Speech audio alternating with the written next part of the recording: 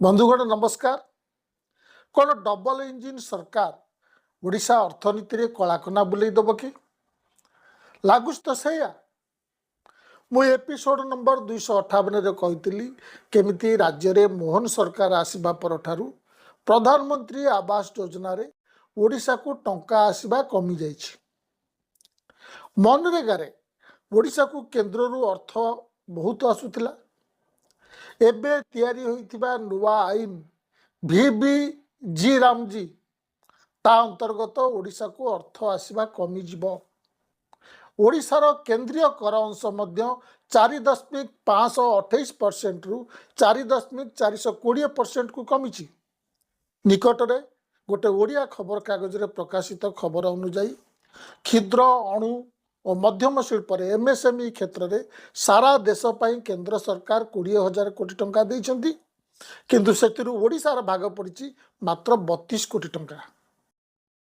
ये तो गला एबेकार कथा, किंतु आगामी दिन पाई मध्य ओडिशा सरकार अर्थ संग्रहर बाट बंद करिवार सबु बंदोबस्त होउछि। मो पिला दिन शुणी आसी ओडिशा होउछि रत्नगर्भा। यार माटी तले प्रचुर परिमाण रे भली की भली खनिज पदार्थ रही, किंतु एबे बंदोबस्त करा जाउछि से सबुर मालिकाना प्रैक्टिकली वस्तुत केंद्र सरकार हाथ को चली जिवो, पूरा नियंत्रण ताका हाथ को चली जिवो। आमे ओडिशावासी किंबा ओडिशा सरकार रो ता उपरे आउ कर्तृत्व रहिबो नाही। केवल वर्तमान सरकार नुहे, भविष्य रे ओडिशा रे जो दलर सरकार आसीबो तार मध्य हाथ बांधी जिवो। ओडिशा सरकार निज संपत्ति निजे केते राजस्व पाइबो, केबे पाइबो से सब केंद्र सरकार स्थिर करिबो। यह ओडिशार आवश्यकता अनुसार स्थिर न होई कंपनी मानकर स्वार्थ पई स्थिर हबो। एथिपई केंद्र सरकार आईन रे परिवर्तन करिबा पई एक बिल उभय लोकसभा और राज्यसभा रे पास करि सारछि। एसबु एक डबल इंजिन सरकार समय रे होउछि। आम ओडिशा रू जो 20 जन बीजेपी MP लोकसभा को जाइछंती, सेमान हुए तो ताको केंद्र सरकार को ओडिशार स्वार्थ विषय कहू नांती, किंबा केंद्र सरकार पॉलिसी तैयारी कला बेले ओडिशार बीजेपी MP को कथा सुनु नांती। आमे केवल ओडिया अस्मिता नामक गोटे चुईंगम को दांत तले रखी चुबुथिबा। मु एबे पूरा कथाटी कौन प्रथमरु सरल भाषा रे कहूछि। फिल्म रे देखेला भली आग पछ करी कही मु आपन को बारंबार फ्लैशबैक को नेबी नाही। जो घटना आग घटी ताहा आग कहबी, जद्वारा आपन को सुनिबा सहज हबो।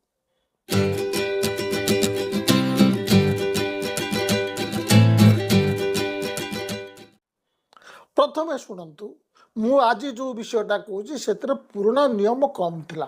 कौन थिला?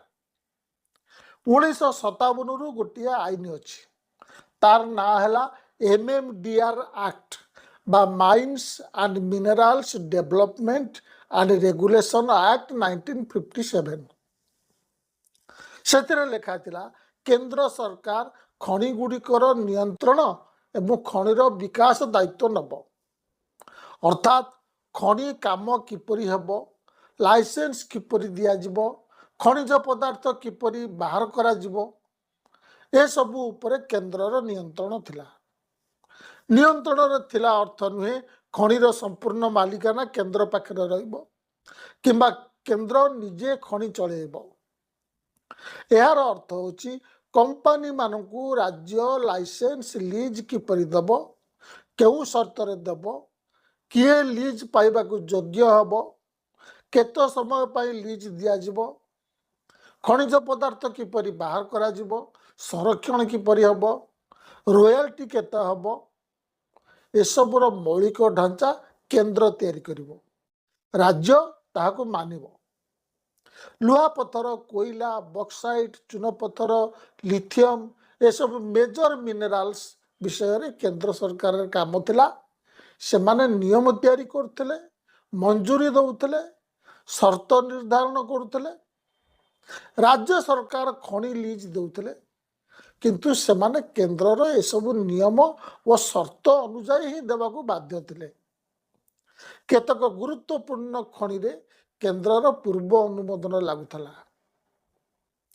ଆପଣ ଏବେ ପଚାରିବେ ଖଣିର ମାଲିକ ତ ରାଜ୍ୟ ସରକାର, କେନ୍ଦ୍ର ସରକାର କାହିଁ ଏସବୁ ଦାୟିତ୍ୱ ନେଇ ରାଜ୍ୟ ସରକାରଙ୍କ ଖଣି ଉପରେ ଥିବା ଅଧିକାର ଉପରେ ହସ୍ତକ୍ଷେପ କରନ୍ତି?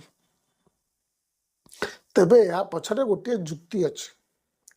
ଯଦି ପ୍ରତ୍ୟେକ ରାଜ୍ୟ ନିଜ ଇଚ୍ଛା ମୁତାବକ ଖଣିଜ ନୀତି, ଲାଇସେନ୍ସ ପ୍ରକ୍ରିୟା ଏବଂ ରୟାଲ୍ଟି ଦର ସ୍ଥିର କରିବେ, ତେବେ ରାଜ୍ୟ ରାଜ୍ୟ ମଧ୍ୟରେ ଦର ନିର୍ଦ୍ଧାରଣରେ ଗୋଟିଏ ଅସୁସ୍ଥ ପ୍ରତିଯୋଗିତା ସୃଷ୍ଟି ହେବ।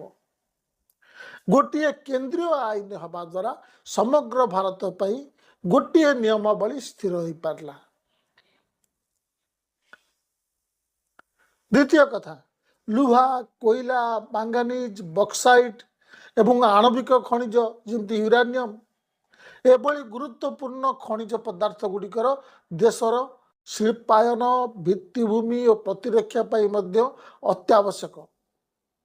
ଏଗୁଡ଼ିକର ଅନ୍ଧାଧୁନ୍ଦ ବ୍ୟବହାର ବା ରପ୍ତାନି ରୋକିବା ପାଇଁ ଜାତୀୟ ସ୍ତରରେ ଗୋଟିଏ ନିୟନ୍ତ୍ରଣ ଆବଶ୍ୟକ ଥିଲା।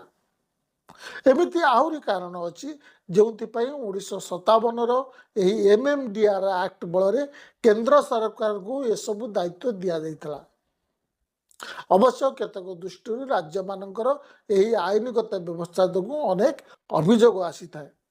ରୟାଲ୍ଟି ହାର କେନ୍ଦ୍ର ସରକାର ସ୍ଥିର କରନ୍ତି। ଅନେକ ସମୟରେ ରାଜ୍ୟଗୁଡ଼ିକ ଯେମିତି ଓଡ଼ିଶା, ଝାଡ଼ଖଣ୍ଡ, ଛତିଶଗଡ଼ ଏମାନେ ଅଭିଯୋଗ କରନ୍ତି ଯେ କେନ୍ଦ୍ର ସରକାର ବହୁ ବର୍ଷ ଧରି ରୟାଲ୍ଟି ହାର ସଂଶୋଧନ ନ କରିବା ଦ୍ୱାରା ଖଣିଜ ସମ୍ପଦ ଭରା ରାଜ୍ୟଗୁଡ଼ିକ ପ୍ରଚୁର ଖଣି ରାଜସ୍ୱ ହରାଉଛନ୍ତି। ଏହା ତ ଗଲା 1957ର ମୂଳ ଆଇନ ବିଷୟରେ। ଏଥର ଆସନ୍ତୁ 2004କୁ।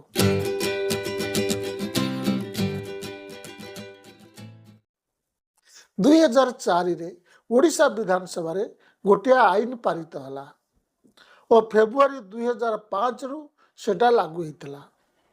ସେ ଆଇନଟି ହେଉଛି Odisha rural infrastructure and socio economic development ବା ଓରିସେଡ୍ ଆକ୍ଟ 2004 ବା ଓଡ଼ିଶା ଗ୍ରାମୀଣ ଭିତ୍ତିଭୂମି ଓ ସାମାଜିକ ଅର୍ଥନୈତିକ ବିକାଶ ଆଇନ। ସେତେବେଳେ ଓଡ଼ିଶାର ମୁଖ୍ୟମନ୍ତ୍ରୀ ନବୀନ ପଟ୍ଟନାୟକ ଥିଲେ। ରାଜ୍ୟର ଖଣିଜ ସମ୍ପଦପୂର୍ଣ୍ଣ ଜମି, ମିନେରାଲ ବିୟରିଂ ଲ୍ୟାଣ୍ଡ ଉପରେ ରାଜ୍ୟ ସରକାର ମଧ୍ୟ ଟ୍ୟାକ୍ସ ଲଗାଇବ, ଏ ଆଇନର ମୁଖ୍ୟ ଉଦ୍ଦେଶ୍ୟ ଥିଲା। ଏହି ଟ୍ୟାକ୍ସରୁ ମିଳିଥିବା ଅର୍ଥକୁ ରାଜ୍ୟର ଗ୍ରାମାଞ୍ଚଳର ଭିତ୍ତିଭୂମିର ବିକାଶ ଓ ସାମାଜିକ ଅର୍ଥନୈତିକ ଉନ୍ନତି କାର୍ଯ୍ୟରେ ବିନିଯୋଗ କରିବା ଲକ୍ଷ୍ୟ ରଖାଯାଇଥିଲା। 2005ରେ କିନ୍ତୁ ଓଡ଼ିଶା ହାଇକୋର୍ଟ ଏହି ଆଇନକୁ ବାତିଲ କରିଦେଲେ।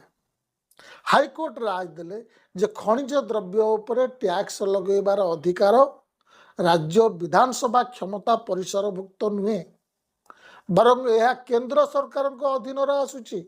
Mines and minerals development regulation act 1957 ଅନୁସାରେ ଏହି ଆଇନ ଅନ୍ତର୍ଗତ କେନ୍ଦ୍ର ସରକାର ଏକ ଟ୍ୟାକ୍ସ ଦର ସ୍ଥିର କରୁଛି, ଯାହାର ନାମ ହେଉଛି ରୟାଲ୍ଟି।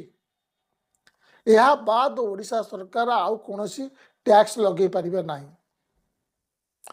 ଓଡ଼ିଶା ସରକାର 2006ରେ ହାଇକୋର୍ଟଙ୍କର ଏହି ରାୟ ବିରୁଦ୍ଧରେ ସୁପ୍ରିମକୋର୍ଟର ଅପିଲ କଲେ। ଏ ମାମଲାଟି ଏବେ ବି ସୁପ୍ରିମକୋର୍ଟର ବିଚାରାଧୀନ ଅଛି।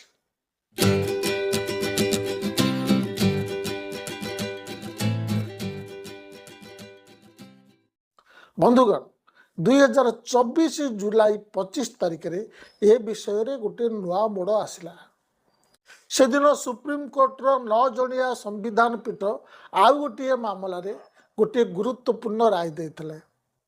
ସେ ମାମଲାଟି ହେଲା ମିନେରାଲ୍ସ ଏରିଆ ଡେଭଲପମେଣ୍ଟ ଅଥରିଟି ବନାମ ଷ୍ଟିଲ୍ ଅଥରିଟି ଅଫ୍ ଇଣ୍ଡିଆ। ସେଥିରେ ସେମାନେ ରାୟ ଦେଇଥିଲେ MMDR ଆକ୍ଟ ଅଧୀନରେ ଦିଆଯାଇଥିବା ରୟାଲ୍ଟି ଗୋଟିଏ ଟ୍ୟାକ୍ସ ନୁହେଁ, ରାଜ୍ୟମାନଙ୍କର ଟ୍ୟାକ୍ସ ଲଗାଇବାର କ୍ଷମତା ରହିଛି। ଅର୍ଥାତ୍ ସୁପ୍ରିମକୋର୍ଟ କହିଲେ ଯେ ରୟାଲ୍ଟି ବ୍ୟତୀତ ରାଜ୍ୟମାନେ ଅତିରିକ୍ତ ଟ୍ୟାକ୍ସ ମଧ୍ୟ ଲଗାଇ ପାରିବେ। ଏହି ରାୟ ରାଜ୍ୟମାନଙ୍କ ଆର୍ଥିକ ସ୍ୱାର୍ଥରେ ଥିଲା। 1990ରେ ଇଣ୍ଡିଆ ସିମେଣ୍ଟ କେସ୍ରେ କୋର୍ଟ ଯେଉଁ କହୁଥିଲା ଯେ ରୟାଲ୍ଟି ହେଉଛି ଏକ ଟ୍ୟାକ୍ସ ଏବଂ ରାଜ୍ୟ ସରକାର ଏହି ଅତିରିକ୍ତ ଟ୍ୟାକ୍ସ ଲଗାଇ ପାରିବେ ନାହିଁ, ତାହା 2024 राय अनुसार बातिल है। यह द्वारा राज्य माने केंद्र सरकार द्वारा स्थिर होउतिबा केवल रॉयल्टी उपर निर्भर न करी निजे अतिरिक्त टैक्स बा सेस लगे पारिबे। यह द्वारा राज्य माने निजे आय बढ़ाइबार गोटे विकल्प पाइले। राज्य मानक पई यह काहेकि गुरुत्वपूर्ण थिला? ए राय राज्य मानकू केंद्र स्थिर करुथिबा रॉयल्टी व्यतीत अतिरिक्त टैक्स सेस लगेबार संविधानिक अधिकार देला। खनि समृद्ध राज्य माने जेमति कि ओडिशा, झारखंड, छत्तीसगढ़, राजस्थान इत्यादि यहाकू निजर आर्थिक स्वार्थ रे गोटे बड़ जीत भाव देखुले, विजय भाव देखुले। 2024 रे सुप्रीम कोर्ट तांको राय रे एकथा मध्य कहिथिले जे तांकर ए राय 1 एप्रिल 2005 रु लागू हबो एवं राज्य सरकार माने लगेइथिबा टैक्स जो कंपनी माने देई नांती से मानक ठारू बकेया राशि 12 वर्ष रे किस्ती आकार रे राज्य माने आदाय करिवे। यह द्वारा ओडिशा केते लाभ पाइबार संभावना थिला? प्रथम देखु ओडिशा सरकार कहीं एथिरे लाभवान होता। ओडिशा सरकार कंपनी मानक ठारू 2005 रे जो टैक्स पाइबार थिला ताहा हाईकोर्ट राय जो बंद हो जाइथिला। 2024 सुप्रीम कोर्ट राय परे ओडिशा सरकार आकलन अनुଯାयी पुराना बकेया 2005 रु प्राय 1 लाख कोटी टंका हबो।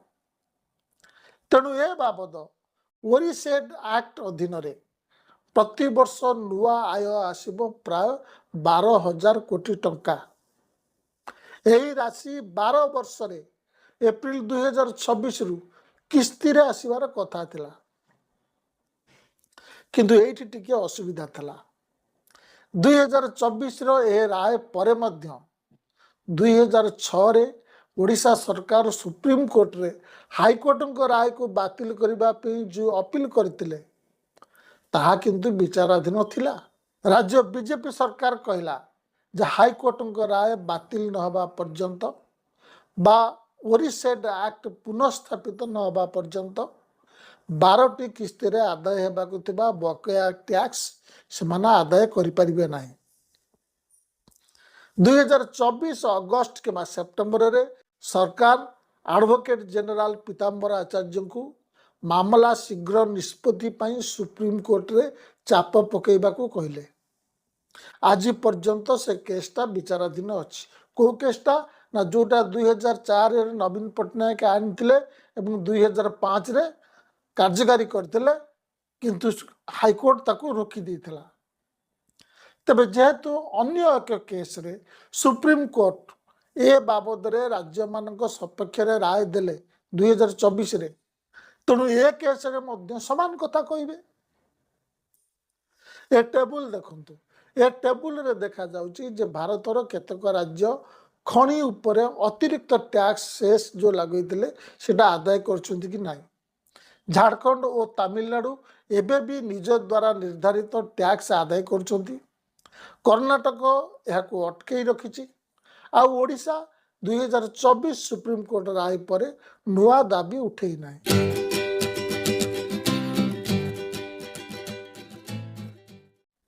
एबे आसंतु आजिका घटना को जोथपे मु ए वीडियोटा करूछि। केंद्र सरकार 1957 रो एमएमडीआर एक्ट को संशोधन करी गोटे बिल पास करी नीछि। लोकसभा 12 तारिख रे और राज्यसभा रे एटा 13 तारिख रे पास हो गला। यह राष्ट्रपति को दस्तखत पे जीवो, तापर नोटिफिकेशन हबा परे सेटा आईन रे परिणत हबो। ए आईन रो दुईटी प्रभाव ओडिशा पर पड़िबो। 1957 रो मूल आईन रे केंद्र रो नियंत्रण मुख्यतः खनि और खनिज विकास उपर था। नुआ संशोधन रे मिनेराल बियरिंग लैंड खनिज पदार्थ थिबा जमी की मध्य केंद्र रो नियंत्रण रे आनिबा पे लिखाई छै। केउ जमी को मिनेराल बियरिंग लैंड गणा जीवो सेटा केंद्र डिसाइड करिवो। केंद्र सरकार निज पारामीटर अनुसार निर्धारण करिवे। यह पुराना व्यवस्थार सहित अतिरिक्त उभय खनि ଓ ଖଣିଜ ପଦାର୍ଥ ଥିବା ଜମି ଅର୍ଥାତ୍ ଯେଉଁ ଖଣିରେ ଖନନ ଚାଲୁଅଛି ଓ ଯେଉଁ ଜମି ତଳେ ଖଣିଜ ପଦାର୍ଥ ଥିଲେ ମଧ୍ୟ ତାହା ଏପର୍ଯ୍ୟନ୍ତ ଲିଜ୍ ଦିଆଯାଇନି, ଉଭୟ ଉପରେ କେନ୍ଦ୍ର ସରକାରର ନିୟନ୍ତ୍ରଣ ରହିବ। ଏହାର ଫରକ କ'ଣ ପଡ଼ିବ? କେନ୍ଦ୍ର ସେହି ଜମି ଉପରେ ଆଗୁଆ ନିୟନ୍ତ୍ରଣ ଲଗାଇ ପାରିବ। ରାଜ୍ୟ ସରକାର କେବଳ ଲିଜ୍ ଦେବା ପରେ ନୁହେଁ, ଲିଜ୍ ଦେବା ଆଗରୁ ମଧ୍ୟ କେନ୍ଦ୍ରର ନିୟନ୍ତ୍ରଣ ମାନିବାକୁ ବାଧ୍ୟ ହେବେ। ଖଣିଜ ପଦାର୍ଥ ଥିବା ଜମିକୁ ଚିହ୍ନଟ କରିବା ଓ ତା ଉପରେ ନିୟନ୍ତ୍ରଣ ରଖିବାର କ୍ଷମତା କେନ୍ଦ୍ର ହାତକୁ ଆସିଯିବ। ସାଧାରଣ ଭାଷାରେ କହିବାକୁ ଗଲେ ଲିଜ୍ ଦେବା ଆଗରୁ ବି ସେହି ଜମି କେନ୍ଦ୍ରର ନିୟମ ଭିତରେ ରହିବ। ଏହା ହିଁ ମୁଖ୍ୟ ଫରକ। ଏହା ନିଶ୍ଚିତ ଭାବେ ସଂଘୀୟ ବ୍ୟବସ୍ଥାର ପରିପନ୍ଥୀ ଅଟେ। ଏହାଦ୍ୱାରା ଖଣିର ମାଲିକାନା ବସ୍ତୁତ ପ୍ରାକ୍ଟିକାଲି କେନ୍ଦ୍ର ସରକାର ହାତକୁ ଚାଲିଗଲା। କେରଳର ମୁଖ୍ୟମନ୍ତ୍ରୀ VD ସତୀଶନ ପ୍ରେସ୍ କନଫରେନ୍ସରେ ଏହାକୁ ସଂଘୀୟ ବ୍ୟବସ୍ଥା ବିରୋଧୀ ବୋଲି କହିଛନ୍ତି ଏବଂ ଉପକୂଳ ଓ ଜଙ୍ଗଲ ଅଞ୍ଚଳକୁ ବାଦ ନ ଦେବା ଉପରେ ମଧ୍ୟ ଆପତ୍ତି ଉଠାଇଛନ୍ତି। ଏହା ଓଡ଼ିଶା ପାଇଁ ମଧ୍ୟ ପ୍ରାସଙ୍ଗିକ। ଗଞ୍ଜାମ, ପୁରୀର beach sand mineral, rare earth ଏବଂ କେଉଁଝର, ସୁନ୍ଦରଗଡ଼ ଆଦି ଜଙ୍ଗଲ ଅଧିବାସୀ ଅଞ୍ଚଳ, ଏହି ଜମି ମଧ୍ୟରୁ ଉପକୂଳ ଅଞ୍ଚଳ ଓ ଜଙ୍ଗଲ ଅଞ୍ଚଳ ମଧ୍ୟ ବାଦ ପଡ଼ିବନି, ଯେଉଁଟା କେନ୍ଦ୍ର ହାତକୁ ଚାଲିଯିବ। ଉପକୂଳ ଓଡ଼ିଶାର ଗଞ୍ଜାମ, ଛତ୍ରପୁର, ଗୋପାଳପୁର, ପୁରୀ ଆଦିରେ ବିଚ୍ ସ୍ୟାଣ୍ଡ ମିନେରାଲ ଅଛି। ଏହା ମଧ୍ୟ ହେଉଛି ରେୟାର ଆର୍ଥ ଓ ଅନ୍ୟ ଗୁରୁତ୍ୱପୂର୍ଣ୍ଣ ଖଣିଜର ଗୋଟେ ବଡ଼ ସୋର୍ସ। କେରଳ ପରି ଏଠାରେ ମଧ୍ୟ ଉପକୂଳୀୟ ପରିବେଶ ଓ ମତ୍ସ୍ୟଜୀବୀଙ୍କ ଜୀବିକା ଜଡ଼ିତ। ତେଣୁ ଉପକୂଳକୁ ବାଦ ନଦେଲେ ଏସବୁ ଜାଗାରେ କେନ୍ଦ୍ରର ନିୟନ୍ତ୍ରଣ ବଢ଼ିବାର ଆଶଙ୍କା ରହୁଛି। ଓଡ଼ିଶାର ଅଧିକାଂଶ ବଡ଼ ଖଣି କେଉଁଝର, ସୁନ୍ଦରଗଡ଼, ରାୟଗଡ଼ା ଇତ୍ୟାଦି ଘନ ଜଙ୍ଗଲ ଓ ଆଦିବାସୀ ଅଞ୍ଚଳରେ ଅଛି। ଜଙ୍ଗଲ ଅଧିକାର, ଫରେଷ୍ଟ ରାଇଟ୍ସ ଆକ୍ଟ ଏବଂ ପରିବେଶ ସମ୍ପର୍କିତ ସମସ୍ୟା ଏଠାରେ ବହୁତ ଗୁରୁତ୍ୱପୂର୍ଣ୍ଣ। ତେଣୁ ଜଙ୍ଗଲକୁ ବାଦ ନଦେଲେ ରାଜ୍ୟର ନିୟନ୍ତ୍ରଣ କମିଯିବାର ଭୟ ରହିବ। ବର୍ତ୍ତମାନର ସରକାର ସିନା ଏସବୁରେ କେନ୍ଦ୍ରର ଅଧିକାର ହଡ଼ପକୁ ସହି ନେବ, କିନ୍ତୁ ଭବିଷ୍ୟତରେ ପୁଣି ଏହିସବୁ ନିୟନ୍ତ୍ରଣ କାରଣରୁ କେନ୍ଦ୍ର ଯଦି ଲିଜ୍ ଦେବା ଆଗରୁ ହିଁ ଅନେକ ସର୍ତ୍ତ ଆଉ ବିଳମ୍ବ ସୃଷ୍ଟି କରନ୍ତି, ତେବେ ଖନନ ଆରମ୍ଭ ହେବାରେ ବିଳମ୍ବ ହୋଇପାରେ। ଫଳରେ ରାଜ୍ୟର ଭବିଷ୍ୟତ ରୟାଲ୍ଟି ଆଦାୟଟା ବି ଲେଟ୍ ହୋଇପାରେ। ଏହା ନିଶ୍ଚିତ ଭାବରେ କେନ୍ଦ୍ର ରାଜ୍ୟ ଶକ୍ତି ସନ୍ତୁଳନକୁ କେନ୍ଦ୍ର ପକ୍ଷକୁ ଆହୁରି ଢଳଉଛି।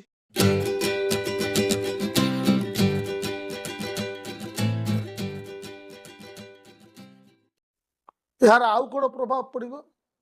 ଲୁହାପଥର, ବକ୍ସାଇଟ୍, କ୍ରୋମାଇଟ୍, କୋଇଲା ଆଦିରେ ଦେଶର ବଡ଼ ଅଂଶ ଓଡ଼ିଶାରୁ ଆସେ। ରାଜ୍ୟର ଅଣଟିକସ ରାଜସ୍ୱର ବହୁତ ବଡ଼ ଅଂଶ ଖଣିରୁ ଆସେ, ରୟାଲ୍ଟି, ଲିଜ୍ ପ୍ରିମିୟମ୍, DMF ଇତ୍ୟାଦି। 2024 ସୁପ୍ରିମକୋର୍ଟ ରାୟ ପରେ ରାଜ୍ୟମାନେ ଖଣିଜ ଅଧିକାର ଉପରେ ଆଡିସନାଲ ଟ୍ୟାକ୍ସ, ଅତିରିକ୍ତ ଟ୍ୟାକ୍ସ ସେସ୍ ଲଗାଇବାର ଅଧିକାର ପାଇଥିଲେ।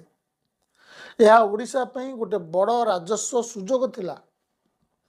କିନ୍ତୁ ଏବେ 2026ରେ ଆଇନରେ ଏହି ସଂଶୋଧନ ପରେ ଓଡ଼ିଶା ଏବେ ଇଚ୍ଛା ମୁତାବକ ନିଜ ରାଜ୍ୟରେ ଖନନ ଚାଲିଥିବା ଖଣି ପାଇଁ ଲିଜ୍ ପାଇଥିବା କମ୍ପାନୀମାନଙ୍କ ଉପରେ ଟିକସ ଲଗାଇ ପାରିବନି। ଦେଖନ୍ତୁ, ଏହାକୁ ଗୋଟିଏ ବଡ଼ ସନ୍ଦର୍ଭରେ ଦେଖନ୍ତୁ। ସ୍ୱାଧୀନତା ସମୟରେ ଦେଶର ସବୁ ରାଜ୍ୟମାନଙ୍କର ଆର୍ଥିକ ଅବସ୍ଥା ସମାନ ନଥିଲା। କେତେକ ରାଜ୍ୟ ଶିକ୍ଷାରେ ଆଗୁଆ ଥିଲେ, କେତେକ ରାଜ୍ୟ ବ୍ୟବସାୟ ବାଣିଜ୍ୟରେ ଆଗୁଆ ଥିଲେ, କେତେକ ଶିଳ୍ପରେ ଆଗୁଆ ଥିଲେ। ଓଡ଼ିଶା ବନ୍ୟା, ବାତ୍ୟା ଓ ଦୁର୍ଭିକ୍ଷ ପ୍ରବଳିତ ଏକ ପଛୁଆ ରାଜ୍ୟ ହୋଇକି ରହିଥିଲା। ଓଡ଼ିଶା ଉତ୍ତରାଧିକାର ସୂତ୍ରେ ଇତିହାସରୁ କିଛି ପାଇନାହିଁ। ଓଡ଼ିଶାକୁ ଓଡ଼ିଶାର ଭୂଗୋଳ ଆଗକୁ ବଢ଼ିବା ପାଇଁ ଏକ ବଡ଼ ସୁଯୋଗ ଦେଇଛି। ତାହା ହେଉଛି ତାହାର ଖଣି ବା ରତ୍ନଭଣ୍ଡାର। ତାହା ହେଉଛି ତାହାର ଆଡ଼ଭାଣ୍ଟେଜ। ଓଡ଼ିଶାକୁ ଆଗକୁ ଲମ୍ପ ଦେଇ ଉନ୍ନତ ରାଜ୍ୟମାନଙ୍କ ସହ ସମସ୍ତଙ୍କ ସମସ୍କନ୍ଧ ହେବାକୁ ହେଲେ ଏହି ଆଡ଼ଭାଣ୍ଟେଜ ଉପରେ ତାର କର୍ତ୍ତୃତ୍ୱ ରହୁ। ପ୍ରତ୍ୟେକ ରାଜ୍ୟକୁ ଆଡ଼ଭାଣ୍ଟେଜ ମିଳିଛି ବିଭିନ୍ନ ପ୍ରକାର। ओडिशार जो एडवांटेज अच्छी से कहीं से उपयोग न करिवो किंतु एपर्यंत जहाँ मिलता यही संशोधन बिल पास पर ता भी चलीगला बंधुगण ओडिशा लोक 100 टंका बैंक रे जमा कले ओडिशावासी को बैंक माने 40 टंकार लोन दौरान बाकी टंका चली जाउची उन्नत राज्य मानक ओडिशा को स्वतंत्र राज्य पाया मिलला नहीं एबे खणी उपरे तार जो हक थिला ताहा भी ई प्रकार रे छड़ी निया जाउची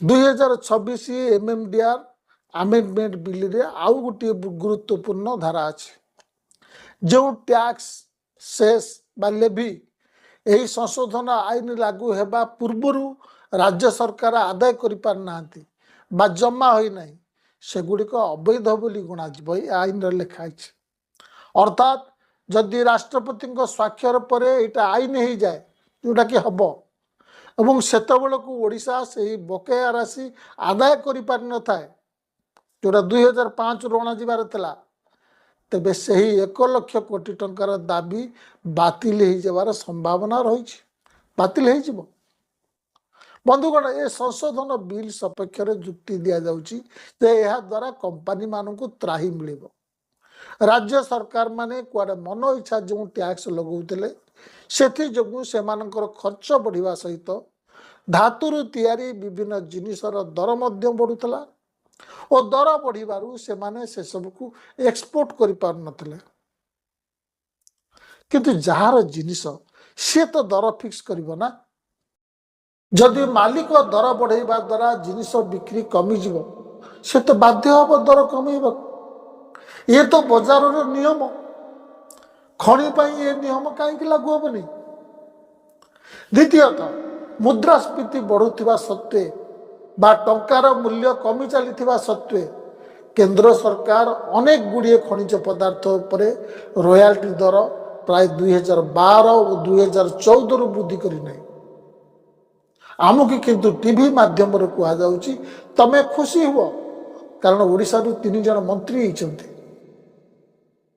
केंद्र सरकार धीरे धीरे निज पाखरे सबु क्षमता केंद्रित करने को जाउची जहा फल वन नेशन वन गवर्नमेंट हो 2016 रे जीएसटी लागू होगा परे राज्य मानकर प्राय समस्त जिनिस और सेवा उपरे टैक्स लगेबार अधिकार चली जाइतिला एबे कोऑपरेटिव आईन रे संशोधन करा जाई सेथिरे भी केंद्र सरकार क्षमता वृद्धि करबा पई आईन होउची आ एबे ए संशोधन बिल जो खणी उपरे निजर कंट्रोल वृद्धि करागला केंद्र सरकार द्वारा नमस्कार।